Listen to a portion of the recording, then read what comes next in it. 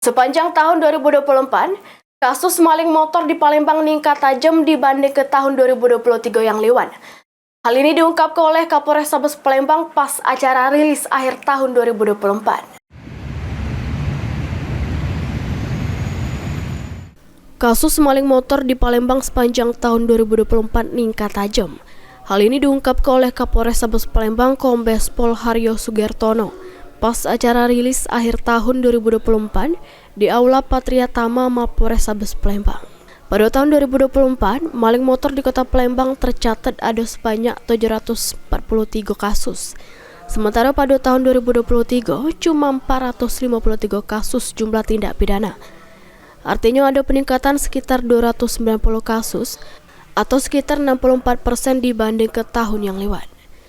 Sedangkan jumlah tindak pidana maling motor yang sudah diselesaikan mengalami penurunan sampai 34,7%, atau sebanyak 60 kasus yang mana pada tahun 2023 ada 173 kasus, sama tahun 2024 ada 113 kasus yang sudah diselesaikan. Dalam kasus maling motor pada tahun 2024 yang mengalami peningkatan, bakal jadi PR pihak Polrestabes Palembang sama jajaran pada tahun 2025 agaknya.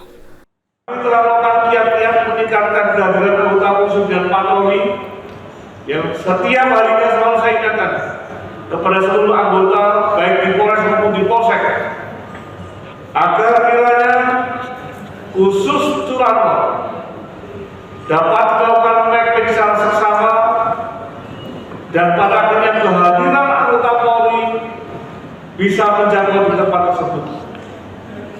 Tentunya kehadiran tersebut selain mengingatkan masyarakat, juga bagian daripada kegiatan patroli yang dapat mengurungkan atau menimbulkan efek deteren dari pelaku kejahatan, sehingga upaya tindak pidana yang dilakukan akan dapat digagalkan.